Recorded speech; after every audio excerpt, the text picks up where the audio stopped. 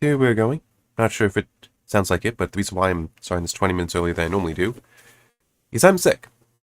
And not that I want to get through this faster, because it sounds negative. It's more of a, if I can try to do things sooner so I can get to bed sooner, like that idea. Alright, let me just do that. Refresh here. I like seeing that YouTube's going. Hey, it says it is. Yay, I'm just going to trust it and not try to actually pull it up. Oh, I need to fix that. I like having YouTube set to show me the videos, but only those that haven't gone live. Anyway.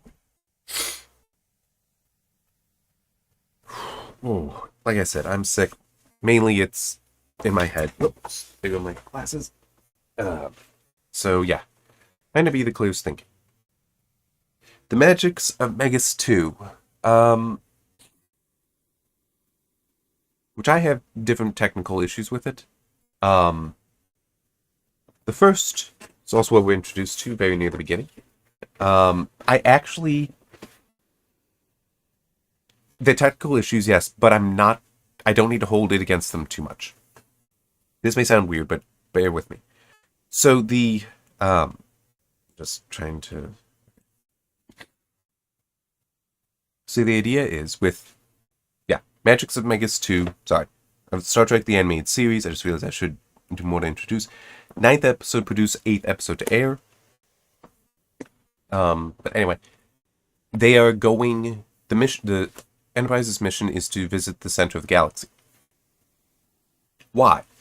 The reason given is that there's a theory that the galaxy was made by an explosion, and that perhaps at the center of the galaxy, matter is still being generated. I will actually defend this. Not that it's right, no. But that as far as the history of science goes, and approximately what age the writers would have been, I haven't looked them up, I'm just going by theory, this is actually not an unreasonable thing for them to do. Because you need to understand that... Yeah, it would have been about 100 years ago that the first discoveries were made. So, a little bit more than 100 years ago. The belief was, for one thing, the universe was steady state. Everything was in balance, everything was in equilibrium, okay? So that's one thing you need to keep in mind. The Big Bang Theory is what really put that aside. But it wasn't easy. The other thing to note that was about 100 years ago is the belief was the Milky Way galaxy was the extent of the universe. There was nothing beyond it. The galaxy was the universe. So I feel like I have seen something that actually did use the term galaxy as a synonym for the universe. Obviously, we do not use that anymore because we know there's multiple galaxies. But it would have been about 100 years ago, a little bit more,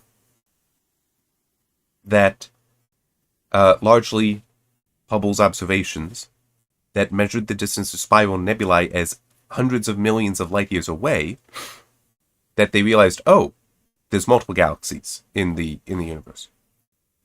It's not just our own. Spiral nebulae is what they used to call galaxies, because you look at them, and it's what they look like. They look like they're nebula that are just spiral in shape.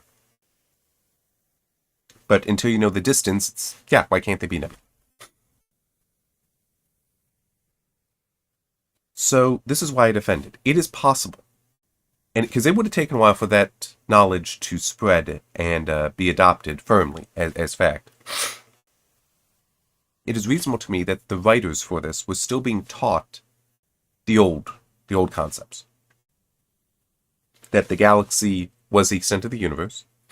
Therefore, the center of the galaxy can have special significance there. And also, the Big Bang Theory would have still been new. And potentially at this time, I would need to look it up, and I don't feel like doing that. Would have also been considered a fringe concept at the time. Such that them putting it in there and kind of hodgepodging things together that don't really make sense, it's like, no, that's actually reasonable, because very likely they as lay people did not know details to the Big Bang Theory. They were trying to fit it into what they knew, even though that was out of date, so... Yeah, I can't fault it too much because I can see how you would synthesize the concept presented here from different knowledge that would have existed for about the first 50 years of the century, which is probably when the people were educated.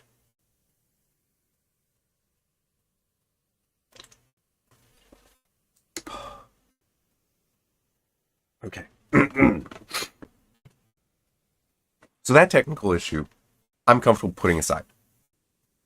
So they go to the center of the galaxy, and they find that, yes, indeed, there is matter just being generated. And they encounter a matter-energy whirlwind. At first, it's very damaging to them, very much a problem, but then they just figure, well, let's see if there's an eye to it that we can escape into. So they go there, and accidentally end up entering into a different universe. The idea here being, because Spock does eventually say that, looks like Federation engineers were right, that these, if this theory is correct about matter being generated there, that would have to connect, it would have to be a single point that connects to multiple universes. As though, it's like, yes, it's the point of generation from matter of this universe, but that point still needs some generation that would be beyond the universe. So, kind of something like that. So they accidentally cross into another universe, and there everything stops working. And the reason given, I don't really like, but is basically that in this other universe, things do not operate by physics, but by magic. So we get this satyr-like being called Lucian. He appears and starts helping them. And he's presented as a very jovial fellow, but is definitely a satyr. Short horns there, lower half, legs of a ram kind of thing. Yeah.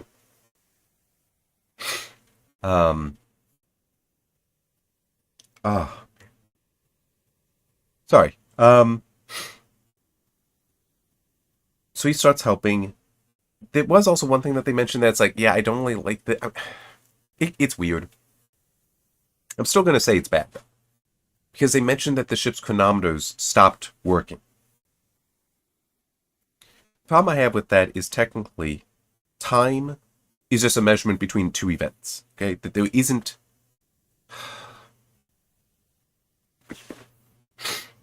It's a weird thing that I'm going to say here. Time does not have an absolute measurement to a certain degree. I mean, technically, yes, there would be, because of Heisenberg, the smallest possible measurement of time. But what I mean is that, like, if you take it to be the swing of pendulum, is 1 second. Okay, well, how long is the rod of the pendulum, which is what determines that? That's an arbitrary thing, okay? It's not absolute. You're just defining it as whatever. So that means then that if for your chronometer to stop working because, time doesn't exist here in any normal understanding of it, then every other event should also no longer be following time properly, such as your heartbeat. I hope you're getting my point here is that the chronometer would be just this one way to visualize time, but there's technically many different ways. You could technically base measurement of time on Kirk's heart rate when he is during, let's say, just a yellow alert, or no alert, when he's just sitting in the captain's chair. Technically, you could do that. It's not exactly the best measurement, but you could technically do that. Well, then that also means then that his heartbeat is an equal measurement of time as a chronometer. You can't break one without breaking the other as well, but... And that's less about this episode and more just, I think a lot of people make that mistake, not fully understanding the significance and how various means of measurement, I want to say dimensions, but people can take that the wrong way. But it's I wish my brain were less clouded from being sick, but working better. But it is still many things can be measured. And a way to put it is this: it's kind of like the whole how I will say that they often get scale wrong in different things. It's the same kind of idea. It's like there are other things going on here, and if you just look a little bit more, you start seeing this. Like, oh, okay. Anyhow, ship is shutting down because it operates based on the laws of the universe that they came from, not magic. Lucien is there, is like, oh, I'll help you. Uses his magic, gets life support working. Nothing else but life support. And he, as I said, is very jovial. Trying to be very helpful, very nice. He calls them friends, all that. He eventually explains that at one point, he and his people from this world there, Magicks 2, that he brings them to, that they had visited Earth some time ago. And there they served as, like, wise men who tried to help. But then they left. He didn't get into why. He also explains that when on Magicks 2, everyone there, it's the universe of magic, everyone there is a specialist in some form of magic. And no two are the same. That's important. He's explaining all this, and then it's like, oh, you have to go. Because can't let them be discovered. They go up to the ship, he stays behind. Well, he sends them up to the ship. He stays behind. And, they also know it's a cloud between, but them being the crew of the Starship Enterprise start trying to investigate. And Spock has the idea that, well, if magic is real here, why don't we use it? Why don't we see if we can use it? And he does try, and actually succeeds. He succeeds. We then see Sulu succeeding at summoning a beautiful woman. That one's just a little bit funny. Then Lucien appears and is annoyed with him because, like, what are you doing? You can't do this. If you do this, they will find us. Have found you. We get a voice and an image of a whole bunch of, like, terrible monster kind of things. Just floating around. So like, oh no, you're in trouble. The Enterprise is seemingly, literally cut in half, destroyed, and all of them are put into pillory boxes to be put on trial at Salem, Massachusetts. Witch trial. One of them in particular, he says his name is Asmodeus. He's going to be the prosecutor and judge. Well, yeah, he's the prosecutor. He's the judge in terms of sentencing, but he technically does have everyone vote. We didn't really see how that goes, but yeah. Spock manages to... Kirk calls out the fact, we don't even know what we've been charged with. If we're going to be prosecuted, don't we have a right to know? And the guy's like, what did Lucien tell you? Told us you visited us once long ago and that you left. Oh, alright, yeah. So we visited you. Brought our wisdom with us, brought our power with us to try to help you people. And we kept finding people that wanted to exploit us for our powers, to satisfy their greed, their lust, all that. So eventually we just left, because whenever we refused, they just started hating us and teaching that hatred. So we fled as pilgrims to Salem. But even there we were discovered, and then eventually, after being literally burned, we reformed our bodies and summoned up enough energy to get us back home, and we don't want anything to do with you. So because of these sins that you committed on us centuries ago, or rather your ancestors, we're going to kill you now. But Spock points out, I'm not human, so can I speak in defense? Asmodeus is like, alright, come on. I mean, that's not unreasonable. He first calls Lucien and tries to get some more information from him, including just, why do you like us? And Lucien explains, I'm like you, in that I'm curious. Everyone here is a specialist in their own thing, and no one else is. We're all alone. But humanity, you're together in your knowledge. And together in your desire to learn. He also mentioned earlier that he's something of a generalist as well, so... Which... That can still be a specialization. Because if he's a generalist, that means that he can do a little bit of everything, but that doesn't mean he can do any one thing particularly well. So that's not unreasonable. It's technically a little off, but it's not that bad. Spock's like, okay, Kirk, I want you up next. Has humanity evolved, developed since Salem? He's like, yeah, I mean, we got a prime directive. For one thing, so there's that in our favor. But it's also, it's like, look at our records. You can decide from that. So Asmodeus summons the records, data cards, all that. They review it and like, all right. And this is all just done like magically, which fits, but still. Then Asmodeus is like, all right, you came here by an accident. It was unintentional. So we're okay with just sending you back, because it looks like it'll never happen again, so you're fine. However, Lucian we're going to punish by sending him to an eternity in limbo. And Kirk objects to that. And then Asmodeus is like, don't you know who he is? Don't you know his other names? No, but that's okay. It's like, no. Lucian is also Lucifer. Like, you know stuff. We don't care about such legends anymore. It's like, and I'm just watching this like, I got problems with that. That's more so the bigger technical issue. But anyway, Kirk points out that because he wants to learn. He hates being alone. To imprison him like that is like a death sentence for him. So Kirk then starts trying to fight because, hey, Spock can do magic, Sulu can do magic, why can't Kirk? And as Asmodeus points out, you can't fight a whole planet. You can't possibly defeat us. What are you trying to do here? But Kirk is like, nope, doesn't matter. He doesn't deserve this, so I'm going to fight for him. He's a sentient being. He doesn't deserve this kind of punishment. And then it's revealed that, oh, yeah, this was actually a test. Because it's one thing that you have this history that is supposedly you guys have developed. But let's actually put you to the test. Because like you could just leave. You don't need to stay. He's a stranger to you, technically. I mean, you only just met. But you're still willing to risk your life to save him. Alright.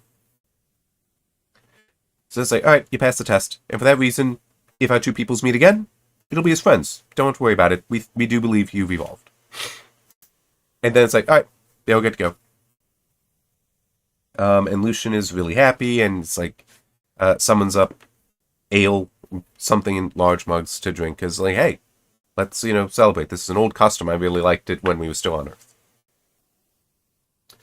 Then we're back to the Bridge of the Enterprise for the ending of the show. And, I'm trying to remember exactly how it got brought up. But, basically the whole, hey, do you think he actually was Lucifer? He's like, I don't know. I mean, technically, because that name was only identified after they had seen the records, which was, the Enterprise is supposed to have, like, a complete library of the Earth. So aside from the appearance of Lucian being a satyr, which that happened first, and satyrs are typically treated with, at least as far as the horns go, being somewhat demonic. But it's still, the name Lucifer, that could come from the records. They could have decided, hey, we'll just do that, and to test them this way. But Spock makes the point that, well, this would be the second time that Lucifer was cast out, because he would have been cast out into limbo. But the first time he was saved, it's like, yeah, I really don't like this.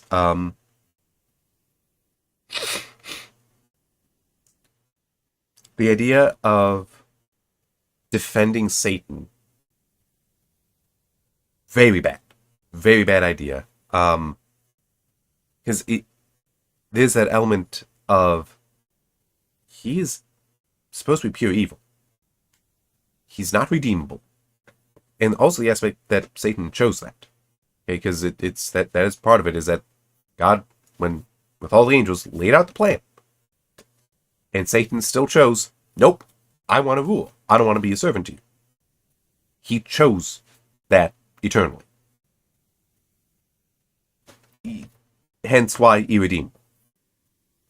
So this is, yeah, I don't like the theological implications there, because it just seems like it's kind of New Age in that, oh yes, anyone can be forgiven. It's like, not really. No, there is actual evil, even from humans in the world. And you're talking about a being that would be even more evil than that. No, it's not that simple. Not how that works. Oh, man. So yeah, I do not care for that. looking at the trivia is a little interesting. One piece of trivia that I do disagree with was apparently when it was first aired, yes, we did it have the whole identifying him as Lucifer, but in re-airings, so like the first repeat, they had cut that out. He said that, oh, that's significant because it hurts the story. It's like, not really. It's not that big an issue. I mean, you didn't need to, if you cut out just the name Lucifer, let it be that, yeah, he was known as the trickster, the rollicker, things like that. He was known for chaos. That would be enough. Because that's just he's coincidentally looking like a satyr. And that, yeah, he's a troublemaker. It's like, you could leave it at that.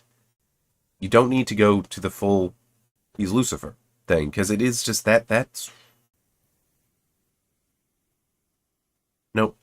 Nope. Just, there is evil in the world. Lucifer is an embodiment of all evil. Don't try to reduce that. That's not a healthy thing, because that's also how you then start tolerating evil in the world as well. It's like, no, evil needs to be stopped. So, anyway, in the end, I give this a straight failure to recommend. That on its own, that stuff with Lucifer stuff, definitely pushed it out of recommending it. So it's definitely not couldn't be a 2, 3, or 4. So it was like, I was thinking of 1, but then it's like, yeah, but it's also a fairly generic story. The whole encountering people that very powerful once on Earth, but humans didn't treat them well, so now they're annoyed with you and all that. It's like, yeah, this sounds kind of familiar. Plenty of things have done that before.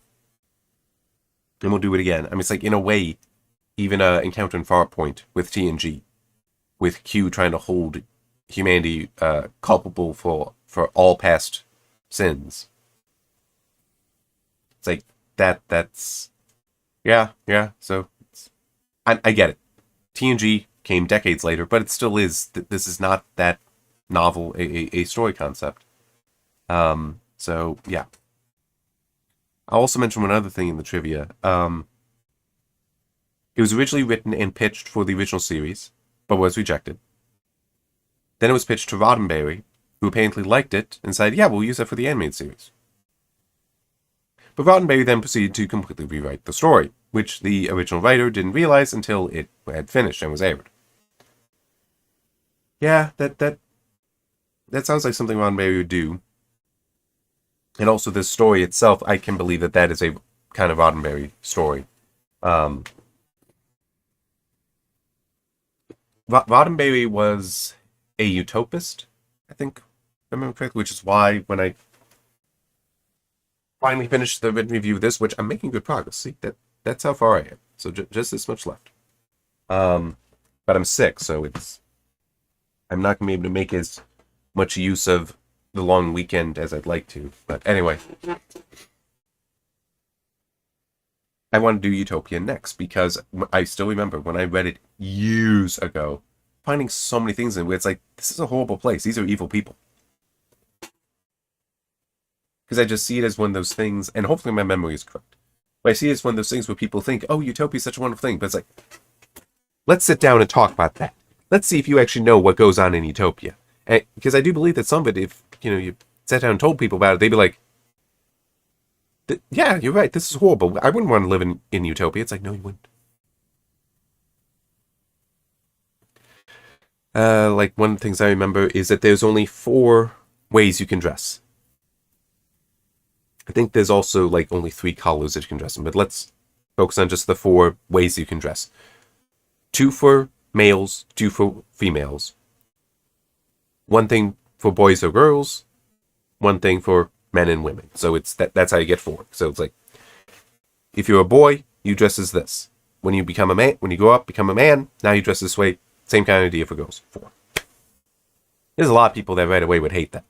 And think that, wait, that can't be utopic. I mean, if I'm not able to express myself, how could that possibly? There's also,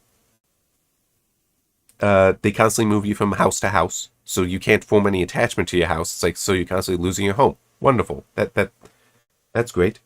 Although there were also exceptions apparently made, because later on it mentions about the whole, oh yeah, you have like grandparents that have lived in the home for decades. It's like, huh? So it's like there's contradictions in the story. Um, but also I remember Utopia never went to war.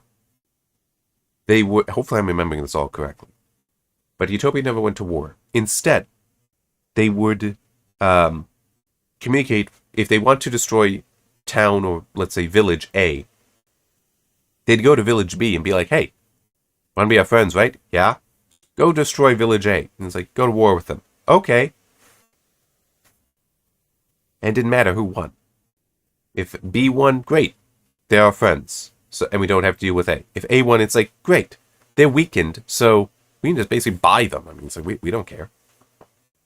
It was like evil. Really evil, because they would just manipulate to achieve war without any actual commitment themselves, without any responsibility for it themselves. So yeah, that's gonna be fun to go through.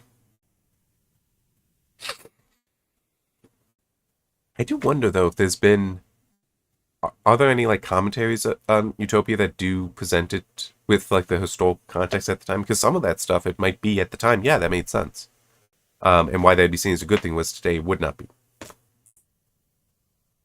Because that is definitely something that does happen with stories. Anyway, what is next week? In theory, the time trap, which is 10th episode made but 12th episode to air. All right. Oh, and I almost forgot to mention. Yeah, don't forget the Magic of Magicks 2 is has a star date of 1254.4 is the earliest star date in all Star Trek.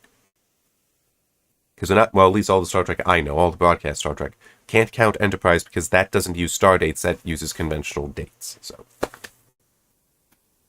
broadcast Star Trek, it's the earliest. Alright. I'm going to stop and hopefully be able to get to bed soon.